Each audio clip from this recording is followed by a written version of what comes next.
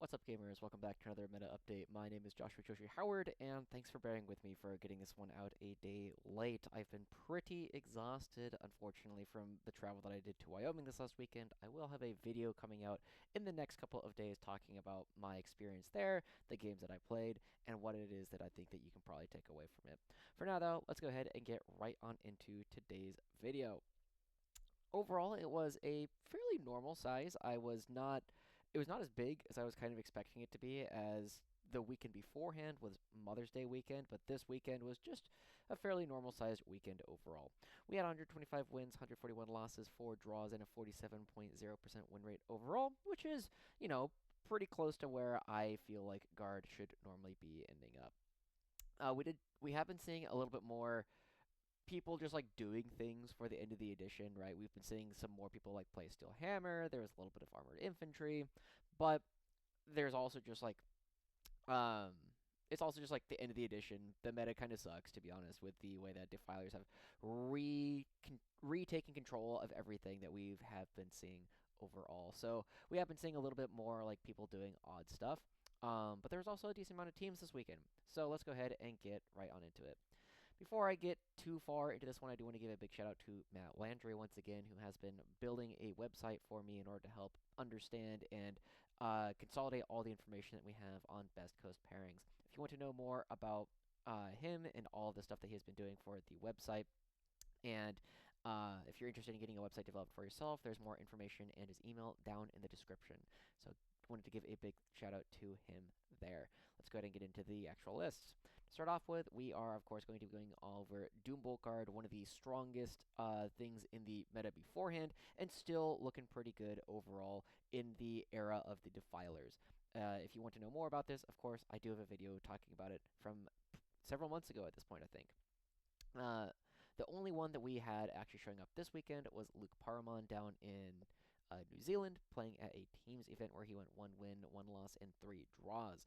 It was not quite a traditional Doombolt. It has been adjusted a little bit, but it is a Cadian command squad, a Commissar, no enhancement, just running around by himself, 1 Silent command squad, Nork Deadog, 2 Rogaldorn commanders, 1 unit of 10 Cadians, 2 units of 10 Catachan, 2 Toraxes, 3 units of 5 Rough Riders, 3 units of Kazakhin, 3 units of 5 Krieg Engineers, and 1 unit of 10 Scions. So the thing that's a little bit interesting to me about this one is would have expected that there would have been Commissar Graves on foot at this point in this kind of list. It is very similar to something that I am going to be running for my next upcoming event, and losing out on the transports does mean that this list is noticeably slower than some other variants of Doombolt that we have seen in the past. The Toraxes coming in as instead of the Chimeras does mean, I guess it's not slower so much as it does have that less damage coming out, because the Torax really just doesn't do any damage whatsoever, and not having the second unit of Scions in there, or just having what looks to be 1 unit of foot Scions running around,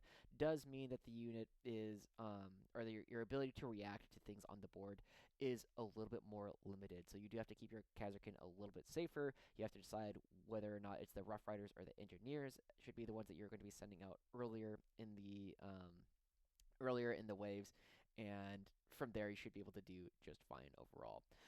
Luke ended up getting a win into Ultramarines, a loss into Imperial Knights, before getting draws into Tau, Ultramarines, and CSM. Moving on, we got a bunch of bullgryn and Dorns coming back in a really big way this last weekend. I've said in the past that I think this style of list is really, really good if you're trying to go 4-1. One of the big things about these style of lists is, of course, because you have so much of a stat check that you're presenting to your opponents, that you will just beat up a lot of things, and Bullgryn are still really good at punching into Marines over and over again.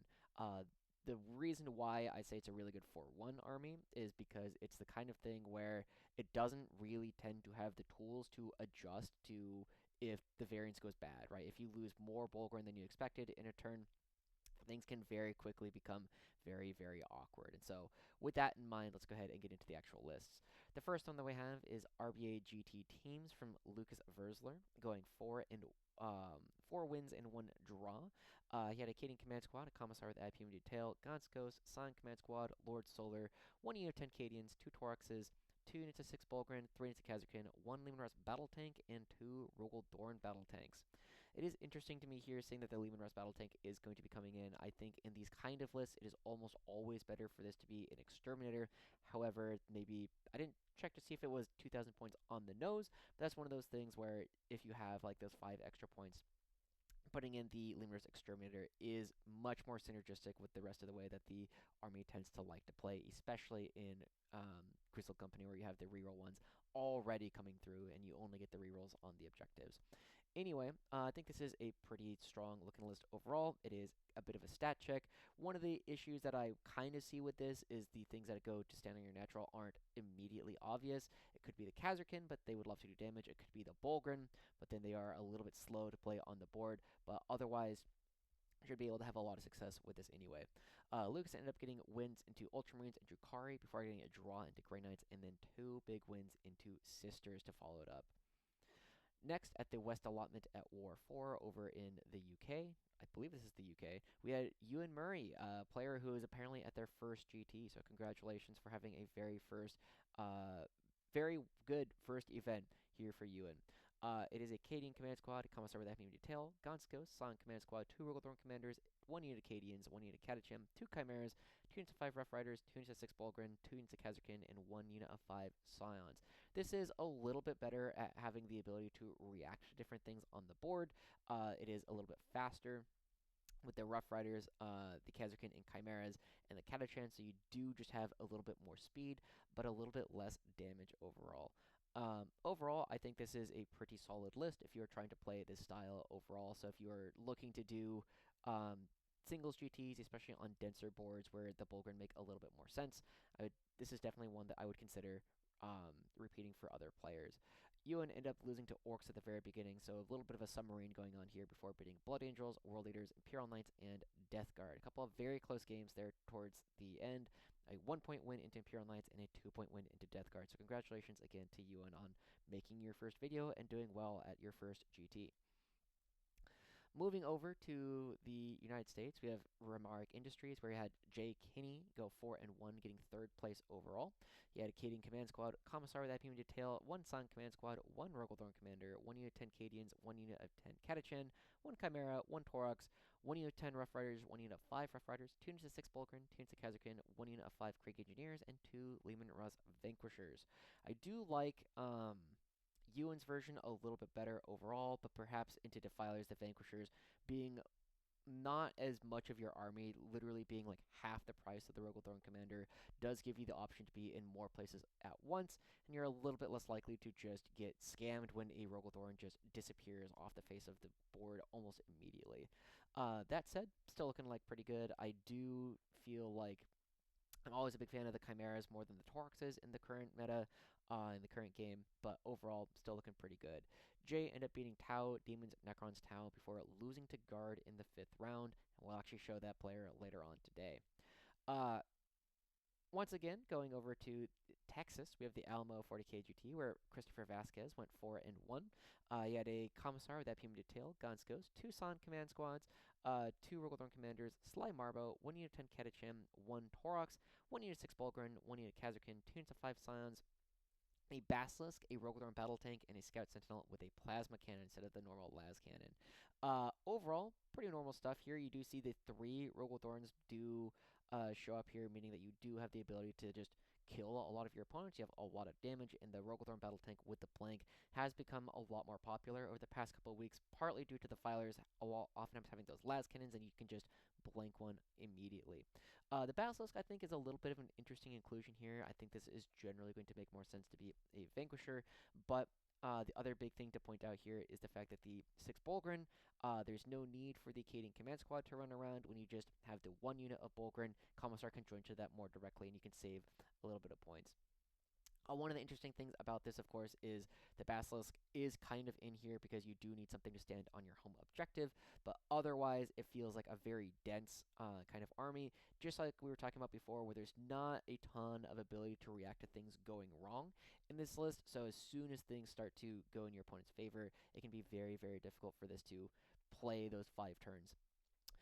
Chris ended up beating Admech before losing to Iron Hands, before beating Admech, CSM, and Thousand Suns. Next, we also have the player who won the Numerique Industries down in the southeast United States, Sam Young, going 5-0. It looks like I forgot to update his, but he was actually the player who beat Jay Kinney at Numerique Industries, going 5-0. Don't remember exactly what he actually beat. He had a Cadian command squad with a Spec Ops veteran, the Commissar with Ad Punitive Tail, Gaunt's Ghost, Lord Solar, 2 Engine Seers, 2 units of 10 Cadians, 1 unit of 10 Catachan, 1 Torox, 1 unit of 5 Rough Riders, a unit of 6 bullgryn, 2 units of 5 Creek Engineers, a unit of Aquilons, and 3 Rogaldorn Battle Tanks. So 3 Rogaldorn Battle Tanks with the Engine Seers here. I've never been overly fond of Engine Seers in general. They are usually just okay, and I think especially in the meta of Defilers, I don't know how much sense they really make in this current meta unless you're expected to be playing up against a lot of Tau. Big reason for this is, of course, the Defilers don't really have the AP necessary to like push us to a save that is worse than the 4-up invul, other than like the dev wounds, but the dev wounds the engine seer doesn't help against anyway. Big thing here, of course, is the 3 Rogaldorn Battle Tanks do just give you a ton of beef, a ton of firepower that your opponent does have to respect, and then there's still just enough stuff to run around on the board. I do think the really interesting inclusion here is, of course, the Aquilons. Aquilons have kind of fallen out of favor quite a bit recently. They're kind of hard to order in Grizzled companies, so it's unless you are playing them next to Gaunt's Ghost, they are going to be kind of difficult to get those orders. And they are relatively cheap. They don't necessarily kill a lot of things that we want to. They are really good at hunting things like Cultist or Kroot or other Cultist-style equivalents. But other than that, it ends up being a bit of an interesting inclusion here. Sam did tell me in a message that he thought they were really, really good for this, so I'm a little bit curious. Sam, if you are watching, let us know what you did with the Aquilons in the comments, and let everybody else know what they were so good for. Moving on, we had a lot of Recon coming out this last weekend. It was something that has continued to be more and more common, especially in team environments, but we are also still seeing a bit more singles play from this style of list as well. To start off with, I was the first one. Hopefully this makes me a little bit louder as I move things next to my microphone. If this is a little bit quieter, let me know. I've been fiddling around with my sound settings a little bit recently, so if I'm too quiet, let me know, and I will make sure to get it fixed. I was playing at the Wyoming Team Championships, where I was playing Recon Element. I did not have a particularly good weekend overall. I was playing 2 Cadian Castlins, 3 Cadian Command Squads, Graves on foot, Gaunt's Ghost, 1 Creek Command Squad, 2 Ogryn Bodyguards, 1 Ursula Creed, 3 units of 20 Cadians, 1 unit of 20 Catachan, 1 unit of 20 Krieg, 4 additional 10 mans of Krieg, 1 unit of 10 Rough Riders, 3 units of 5 Krieg Engineers, 1 unit of Rattlings, and a Scout Sentinel. Big thing about this is Graves on foot was going to be attached to the Krieg Command Squad and the 20 Krieg in the majority of games, and the 2 Ogryn Bodyguards could flex between which Cadian Castellan, Graves on foot, or Ursula Creed, depending on what I thought was most relevant for the matchup. I ended up getting a 20-0 into Guard, a draw into Tyranids before getting losses into Emperor's Children, Tyranids, not Tyranids for that 4th one, that was Thousand Suns actually, and then a big loss into CSM.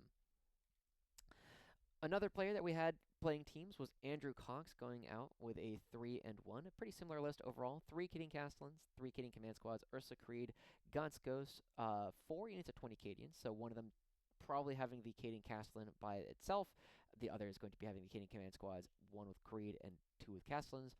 4 units of 10 Catachan, 3 units of 20 Krieg, 1 artillery piece with a siege cannon, 2 units of Catachan mortars, and a Scout Sentinel. So this is a fairly large departure from what we have been seeing quite often with Recon, which has been dominated for the most part by Nemo's style of list, but this is leaning into the fact that it has 1, 2, 3, 4, 5, 6, 7 20-man bricks, which means that some armies just cannot deal with that at all.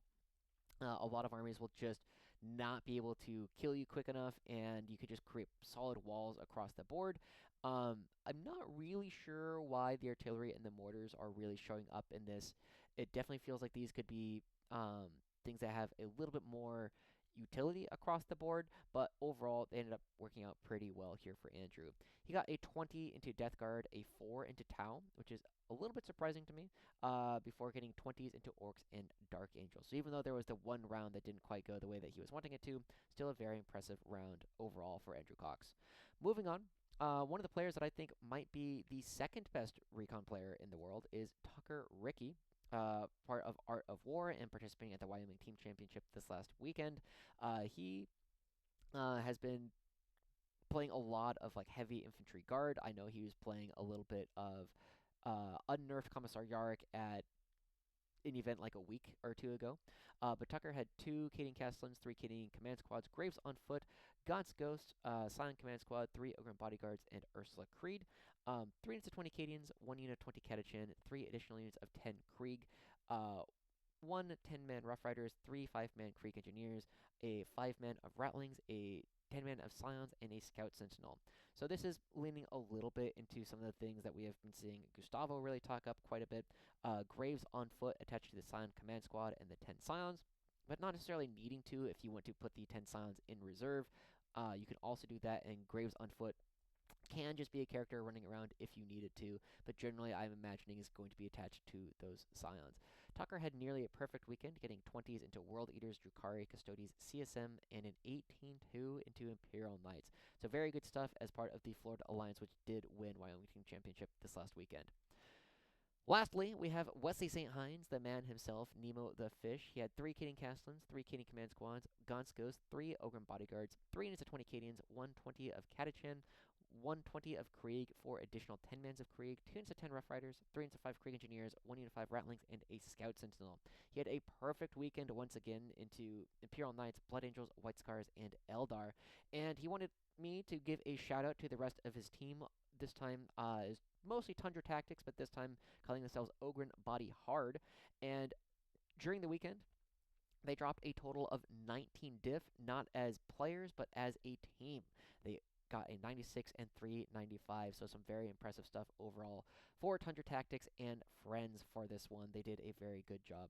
So congratulations to Nemo on, I'm not sure what this is a qualifier for, but whatever tournament circuit that they were qualifying for, really good stuff to Nemo and friends at this last weekend. Lastly, the only singles event I want to show you guys from Recon is from Jack Murphy, a player that plays all kinds of different things. I was doing a little bit of research on like Goonhammer, and I've seen Jack play like 10 different factions. So this time coming over to Recon Element.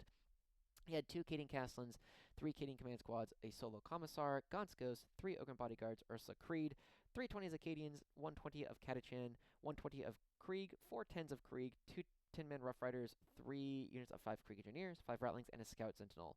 So only difference here between the two lists that Wesley and Jack were running is that Wesley went with the 3rd Kading Castellan.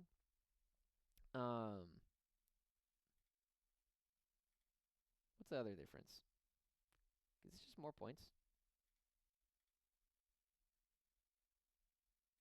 I feel like I'm missing something from Nemo's list then. I'm not going to look too hard into it right now, though. Jack had a perfect 6-0 record at the Maryland Open, beating GSC, Votan, Tau, Necrons, Deathwatch, and Tau again.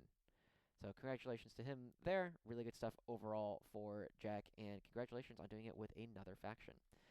We have a couple more lists to show you guys, things that were a little bit more fun this last weekend that weren't necessarily fitting into any of the other archetypes. So the first one we do have is Clement Immortus Rue, not USA, but going 4-1 with Steel Hammer. Clement Rue is one of the judges for the WTC, and I don't see him pop up very often, but partly that is we know that France is slowly shifting from mini headquarters over to Best Coast pairings, so it's very possible that we just have not been seeing him pop up quite as much. Again, not USA, just going 4-1 here at Open ORM over in France. He had a Baneblade turned into a character with Steelhammer, a Kading Command Squad, a Doomhammer that was also turned into a character, and that took the Titan Killer for reroll damage. Gaunt's Ghost, Lord Solar, 1 Engine Seer with the Engine Speaker for the +3 movement, an additional Engine Seer, 1 unit of 20 Cadians, 2 units of 10 Krieg, 1 unit of 5 Rough Riders, 1 unit of 5 Death Riders, 1 unit of Kazarkin, 1 unit of 5 Krieg Engineers, 1 unit of 5 Rattlings, and 2 Scout Sentinels.